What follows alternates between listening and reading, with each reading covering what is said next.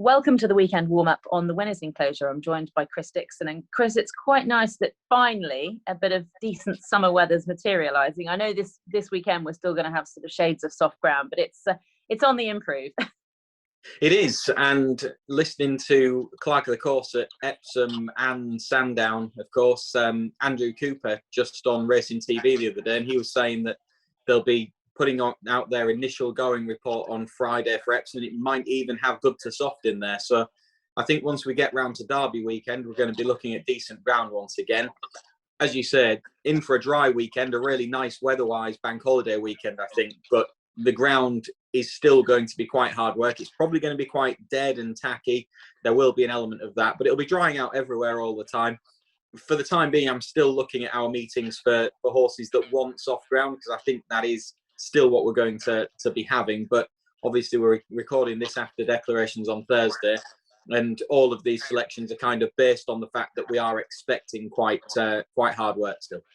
Yeah, okay. Well, we're going to start off concentrating with a few of the highlights from Haydock on Saturday, and the ground at the moment there is soft, so it's going to have soft in the description. We'll start with the 220, the Betway Achilles Stakes.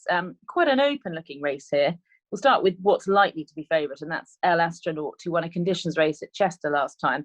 Ticks plenty of boxes, looks a key player, handles the ground, as do most of the opposition, to be honest. Yeah, he's a great horse, El Astronaut. You'll never get bored of watching him break from the gates, I don't think. He's absolutely rapid out of the stalls, and he's a great horse to watch doing that. And that early pace that he's got makes him an ideal type for Chester, I suppose. But he won this race actually last year when he was rerouted to Doncaster, and he got the better of Tarbouche, one of today's rivals. One of the rivals here. Tarbouche has still got a £3 penalty to carry because he won in listed company towards the back end of last season. But I still think that El Astronaut, even though this different type of track maybe isn't as perfect from his Chester, will have a good chance. But there's an awful lot of competition on the lead, and I just wonder whether something in behind might be able to pick them off. And with that in mind, Moss Gill was the horse I liked. With cheap pieces going on for the first time, quite interesting for a horse that can just hit a little bit of a flat spot in the midpoint of his races. Yeah, I mean, as you say, it's certainly an interesting runner, because we haven't seen Moss Gill since Dubai World Cup night, which was probably an unrealistic challenge and target, really, but a chance on ratings. Another one that handles the ground. King's Lynn was behind El Astronaut at Chester, 3/4 of a length behind him, and is obviously was getting £3 that day. Level weights today, so is worse off. But just talking about the tracks, Haydock and Chester, they are completely contrasting, aren't they? They are, and I suspect that actually King's Lynn has probably got a better chance of showing his form at somewhere like Haydock, really. Yeah. It just seemed a little bit too sharp for him, and obviously El Astronaut got away from him at Chester. That gate speed that he's got, such a big advantage there, and King's Lynn probably looked like a horse that day that would be better off going back up to 6 furlongs. But the 5 here is probably going to be a little bit more in keeping with what sort of test he wants, and I certainly wouldn't rule him out running pretty well here, for all that he's got a little bit to find with 1 or 2 on ratings. Okay, we'll move on to the 255, which is the Pinnacle Stakes. It's a Group 3 for fillies and mares. Caballetto is likely to be a fairly short price favourite. She was a well-beaten third in a better race than this in the Middleton Stakes at York last time. Was a listed winner last year. I think she's quite short. Do you, for this? I'm going to go with her. I agree that she probably is quite short, but there's a little angle that I quite like the look of. First up at York, I think the trip was far too short, and it very much looked to me like a run to get her season started, get her sharpened up, and then build into this kind of level of competition once again, because her form last year had been over sort of 1.5 miles and 1.75 miles, and they started her out over what is a fairly fast 10 around York. The angle that I like with it is the application of some blinkers here today, Emma. Full sister Jeweler won in first-time blinkers when they were tried. The half-sister Alla Brave won in first-time blinkers when they were tried. And the Dam, she won in a first-time visor. And the blinkers go on for the first time here, and I think they really could rev her up. And given that she's got the best form in the book from last year, I think she might show it, she might surpass it. She'll handle the conditions, and I thought she was the way to go. Wow, I'm loving the family knowledge on blinkers. That's a great start, and actually very, very interesting. I can totally see why why you're putting her up. I just, on bare form, looked at it and thought 11-8. I thought looked a little bit skinny, but then you look at the opposition. It's hit and miss. Exactly. Laloon has slightly hit and miss form, made a winning reappearance at Nottingham last month, and Oriental Mystique probably isn't good enough on form, but ran well at Goodwood behind Alpinista, and I thought would, like a lot of Davis Simcox horses, would come on from that and put her in the mix at a sort of better and more appealing price, really. And she'll, if the ground is testing, she'll handle it, won't she? She's from a family of horses that love that kind of ground, and she's got form on that soft surface in the past as well. And as you say, every chance that she takes a step forward for that outing, I think she is the main danger. Oriental Mystique, to be honest. I know that obviously La Luna won at Nottingham on her return, but I didn't think that was a particularly strong race, to be honest, at Nottingham. I don't think that was great form, and she will need to improve on that on what will be a different surface this time. Yeah, no, sure. And then another of the feature races on the card at Haydock on Saturday is the John O'Gaunt Stakes. This is fascinating because you've got some classy horses here. Safe Voyage is the more proven one, having finished 3rd and 4th in 2 runnings of the Foray on Arc Day. Group 2 winner in Ireland last year. Was well beaten in the lock-ins, but you can forgive that because it was a Group 1. Has very much got conditions to suit. 7 furlongs on soft ground. Yeah, and around Haydock. He won this race the last time it was run back in 2019, and he absolutely loves Haydock, does Safe Voyage. So I think from that point of view, you can be fairly sure that he's going to run his race, that he'll turn up in form and give his running. And that will put him right in the mix. But I think it is a competitive enough race. And because of all those obvious factors, he's right towards the 4 in the betting. And I thought there was maybe some value elsewhere in the race. Okay, go on. Where are you looking? I'm going to go for Glorious Journey, who has been globetrotting a little bit recently. The last 2 starts have been at Maidan, and then it was over in Saudi, wasn't it, for his most recent start, second time that he'd actually run pretty well in that race. But that day was behind Space Blues, who's a real classy performer, and he certainly wasn't disgraced by him. He's got some good form in the book over the years as Glorious Journey, including what on figures is about the best run of his life when he won at Newbury in Group 2 company a couple of years back on soft ground, and he hasn't had that many goes on really soft ground since. I think that'll suit him. I think the way that this race sets up tactically is probably going to suit him, and I think those 2 runs in Saudi and in Dubai, his last 2 starts, are pretty strong pieces of form, and I think you might just see him under these kind of conditions get right back to his very best efforts, and that would be enough to put him right there in the mix. And I thought from an each way point of view, it was an each way price when I looked earlier on. He was quite interested. Totally agree. I think he was about 6-1 just after the decks came out. And that's exactly what I read. Ideal conditions, 7 furlongs. He's got plenty sort of going for him. With Thanks was an interesting runner, I thought, in the race. Rated 110, you've got Safe Voyage rated 116. Less exposed though. Very easy winner on the last start that we saw, which was last year in a 7 furlongs Group 3 in Ireland. Loves soft ground, could really be anything under these conditions, and is more of an unexposed type in the race. Yeah, and she's a proven Group 3 winner who is meeting these off level weights, but her fillies allowance removes the penalty that she has to carry. She really went the right way last year, didn't she? She was winning at Catterick at one stage. I know. I look back about 4 starts ago. It was Catterick where it kind of began. Exactly. So at that point, they maybe didn't have grand aspirations, but they're entitled to now, given that she won that race in Ireland by a wide margin. And I think the key to her is bad ground, isn't it? Yeah. To be honest, she would probably prefer if it carried on raining from now until the weekend, which doesn't look likely. But as we said, it's still going to be relatively easy ground, and that will suit her to some degree.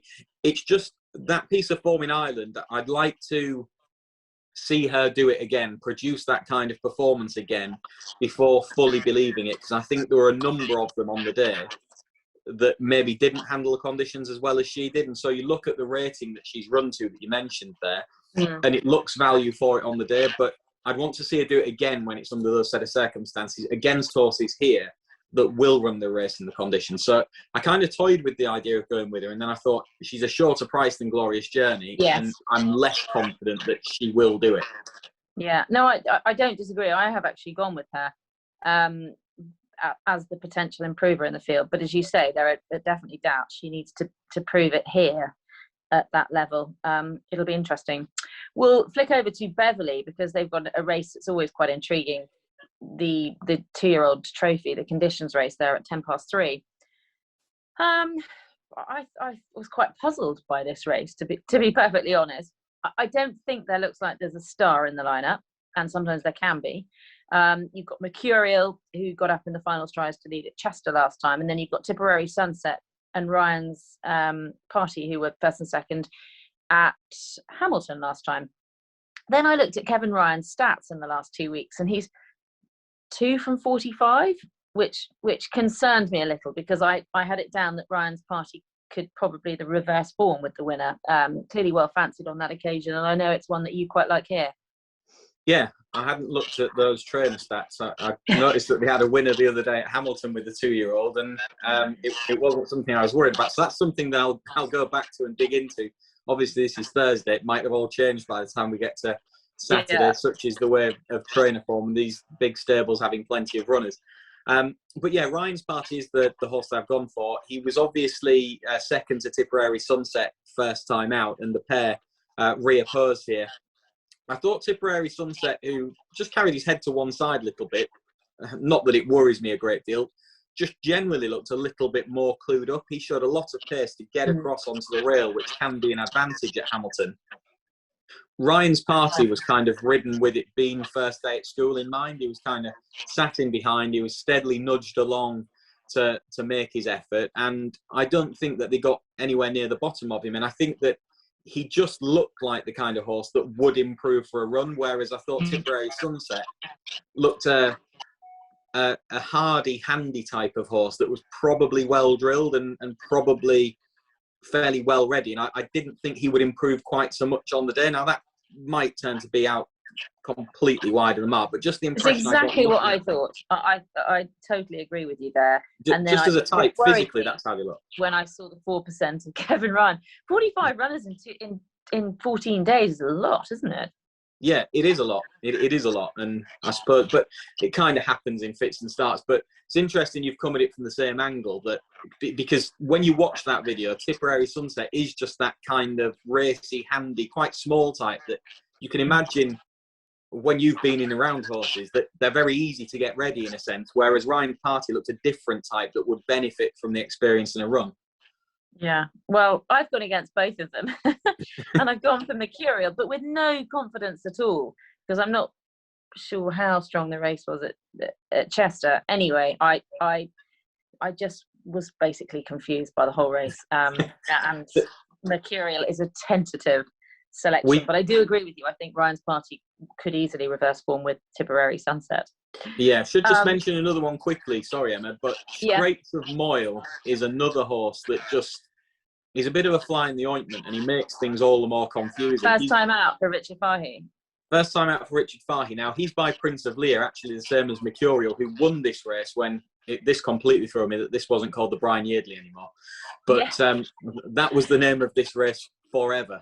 But he Hillary Needler. They used to be the two, didn't they? They did. But interestingly, Prince of Lear won this on his debut, having been a breeze-up horse. And just the fact that they're doing the same thing with this horse, he was $105,000 at a recent breeze-up sale, and sending him straight into it. And the same connections, that was obviously Robert Cowley who trained him. Richard Fahey sent Summer Sands for these same owners second time out to win the race last time it was run in 2019. So I think these owners, Peter Swan, Cool Silk Partnership, they like to target this race, and I suspect that Straits of Moyle, expensive breezer, has been showing up well enough since he got to Richard Fahey's. Yeah, it wouldn't surprise me at all. You wouldn't target the race either, would you, unless there was an engine there. So I think maybe the market could be a very good guide to what was the Brian Yardley. What about Chester? We'll start with the 240 here, a fillies handicap that's really quite open. Another Bat was an easy winner of a sort of similar type of race at Thirsk last time. drawn 7 of 11 here is £5 higher. How key is the draw, in your opinion, over this trip? It is pretty important. This is the non-Fillies handicap, isn't it? We got thrown here because we got sent to race times and they messed things around, but we're all right. The Fillies handicap's the next race. Sorry, yeah. Yeah, but this is the 240, and the draw is going to be important. And another bat in 7 hasn't fared too badly, I don't think. He comes out of that red-hot piece of form, doesn't he? Grove Ferry, the winner at Chester's May meeting. Another bat finished 6th that day. He came out and won next time out. The 2nd and 3rd horses, Doulas, he came out and won on his next start. And Kinran came out and won at York on his next start. So that form is proving really, really strong. And the horse that I like in this race is Edge to Lab, who's drawn in stall 1. He was drawn in 10 when he ran in that May meeting race. He finished in front of another bat.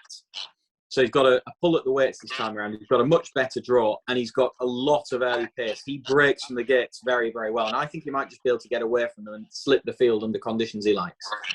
Okay, well, I'm tentatively going with Boardman, who'll be coming out of stall 4, has won his last couple of starts at Haydock and then bolted up at York last time.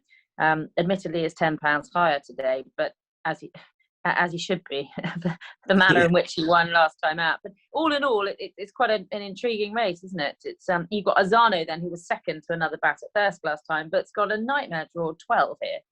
Yeah, he's drawn out wide, and he's a horse that I know David O'Mara feels that he needs to make the running.